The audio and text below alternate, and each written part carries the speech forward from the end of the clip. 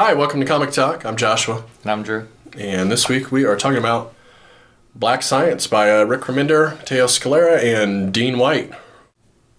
Do you remember? Don't worry. Remember the times. All right, so this is volume 1, which we tend to do, right? It's a good place to start. Yeah, it is. The best place to start, actually. How to Fall Forever is the name of this, which is pretty apt. Mm-hmm. Yeah, this is like a science fiction-y sliders. Yeah, they're hopping parallel universes, basically. Yeah. Not necessarily parallel, but... Dimensions or something. Yeah. I don't know. Well, the whole thing is like the whole string theory. Like every time somebody makes a decision, it splits off and creates like a whole other universe that follows like from that point.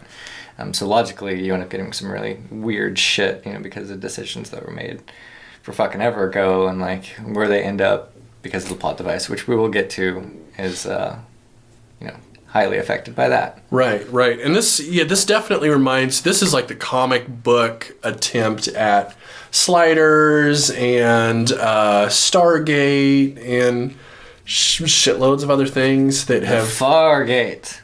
Yeah. There's been lots of stuff that's done this kind of thing before, but I don't think I've ever seen it in a comic. No. So that's kind of cool. I'd rather read this than watch Sliders. Yeah, me too.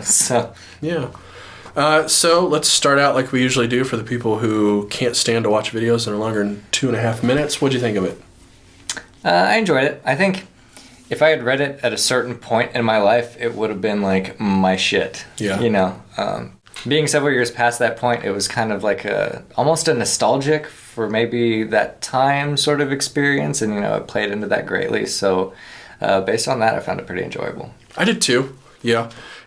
This is something that I have owned since like right after it came out. I feel like I bought this. When did it come out? A year and a half ago. Okay. And I started reading it. And I just stopped, man. Like when it came out, it got put on the pile, and then I never even thought about it. I completely forgot about it. It sat there, and then I just saw it maybe a month ago, and I was like, wait. This is probably good. I'm pretty sure this was supposed to be good. I bought it with the intent of reading it. Why did I stop? I don't know why I stopped. It's a little dense and strange at first, maybe. It's not too bad. In that there's not a lot of sense in what's going on. It seems... I expected it, for some reason, to be a little less adventure-y. Yeah, you know what the first issue reminded me of was Weird World? Yeah, me too. Like the Battle World's Weird World? Yeah. Yeah, but without, like, all the... Well, maybe it had some, but it didn't feel quite as... fantastical in the writing department. Like it seemed... It was more sciencey. Yeah, I guess so, huh? Black science. Yeah. So I didn't really buy into it at first, but I got a lot more into it the second time around when I was reading it. And it turned out a lot weirder than I expected. I thought it was really... From the first issue, it seems like it's going to ride pretty heavily on just... sort of wacky weirdness. Yeah, the dimensional hopping. Yeah, and you go to the second issue and it's like, wait, what is it? It goes to like the war, where like the Native Americans were never conquered kind of thing, and it's like, what? No, futuristic and shit. Yeah, it seems like maybe it's just going to be, one-off over and over again, but as you get about halfway through that one, you start to see it coalesce a little more and make a little more sense, and then I really started to really dig it. And the thing that I also like about this is it brings up, given I haven't seen every episode of Sliders or even the vast majority of them, but things that you wouldn't necessarily consider as possibilities becoming possibility.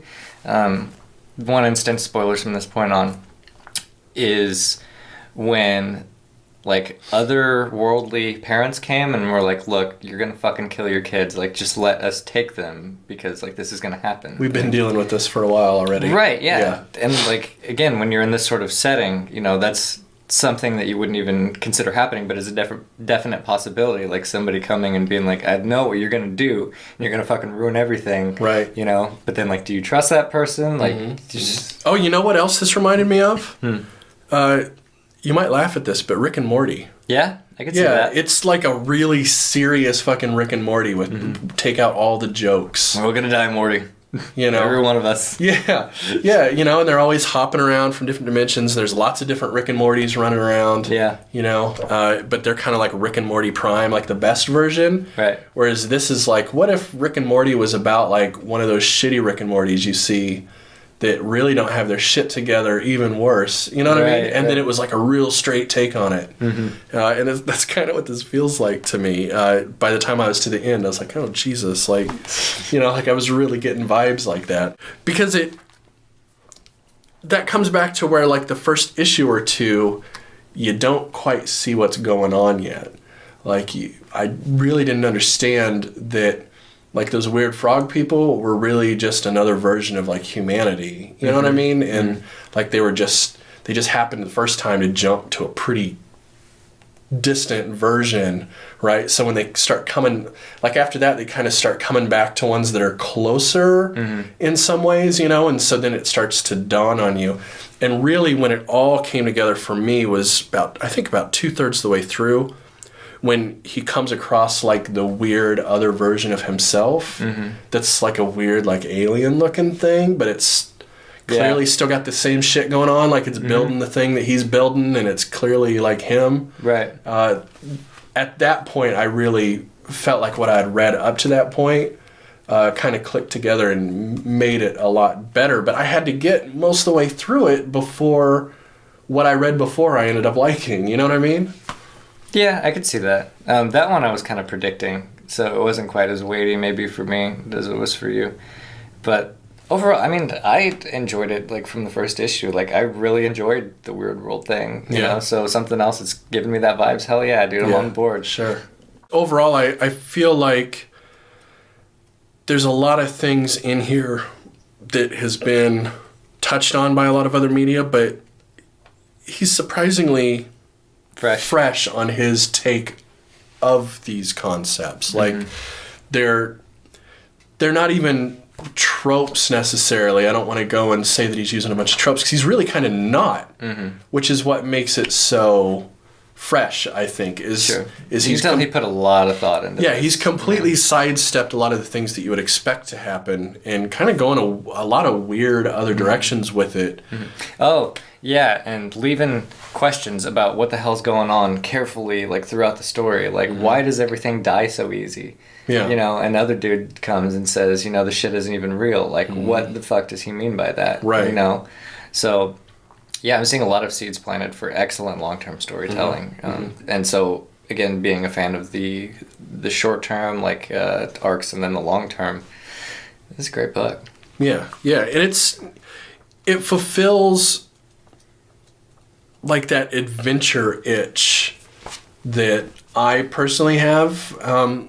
The adventure category of book is so like pockmarked and filled with young adult titles.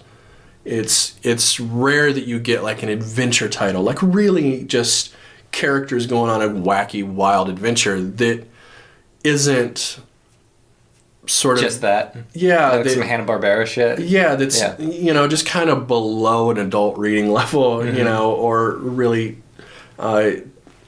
no nuance really teased out of it. And this manages to do that while still really being a pretty pulpy adventure. Sure. You know, this is something that 60 years ago would have been, you know, a dime store story that would now be something people go back and read. You know what I mean? Even now, 9 times out of 10, you know, I could see, you know, something that on paper is similar to this being sold at the grocery store. Right.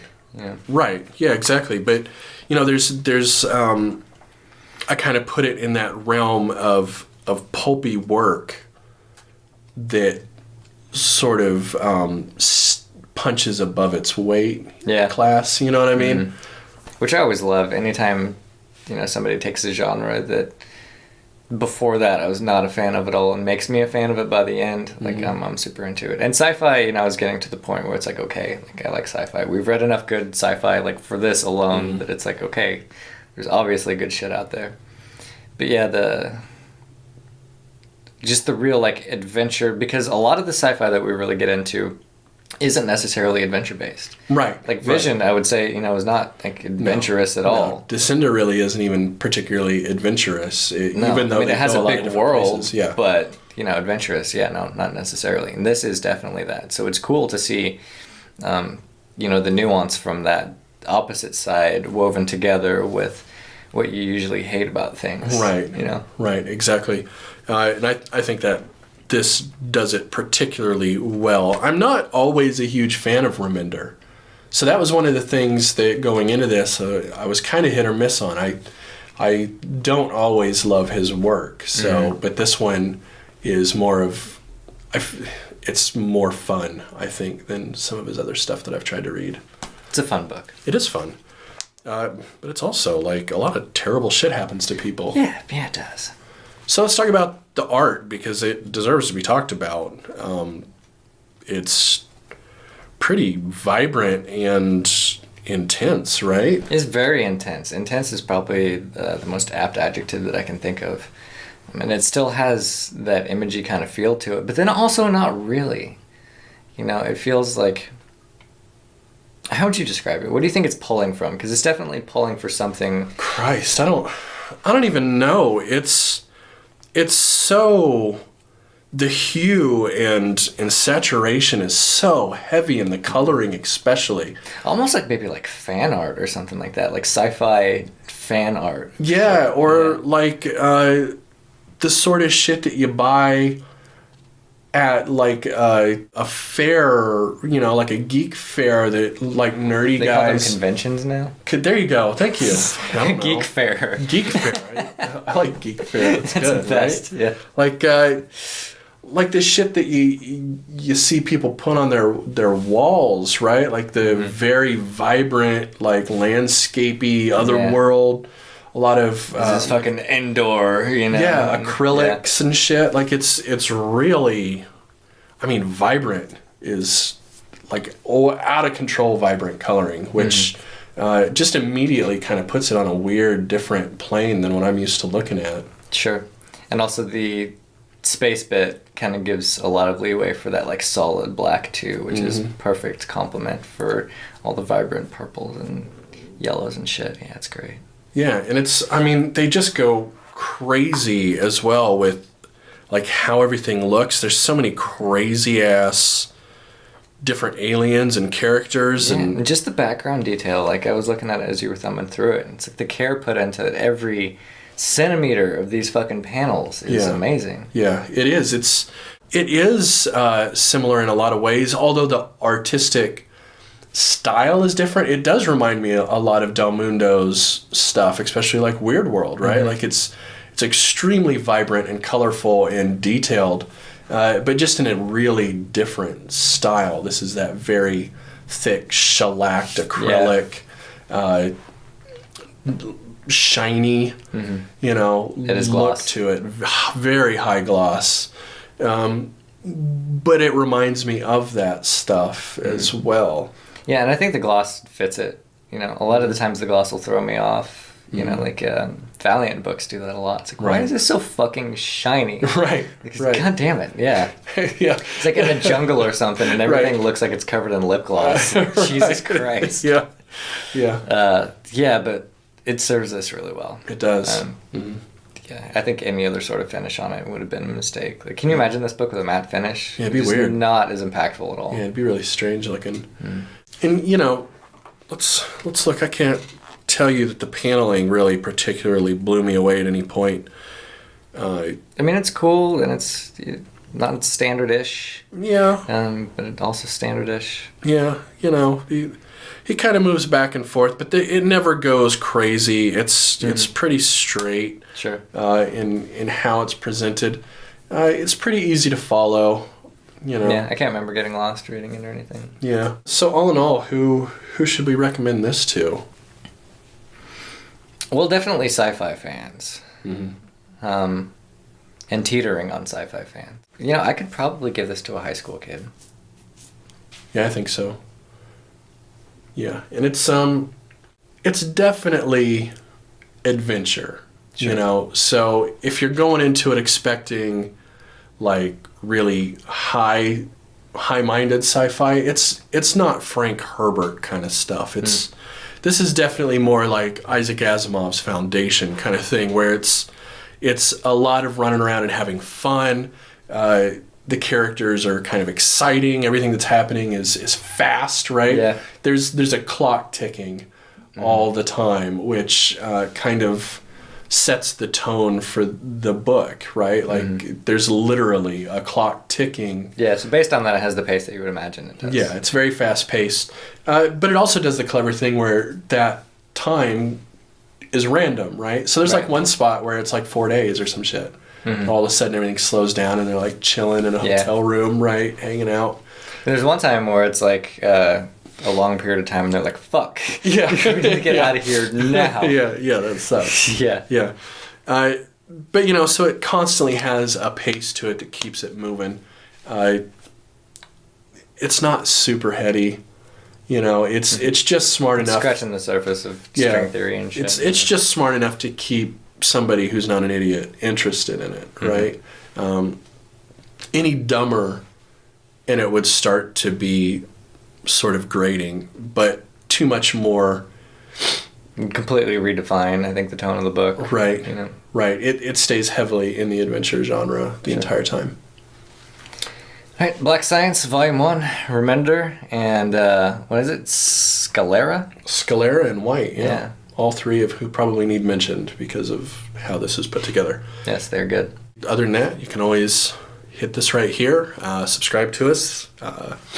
We are here at least once a week, sometimes more, Yeah. just depending, you know. But we'll be around at least once a week or so. We'll be around. Small breaks, you can also look at that or that one.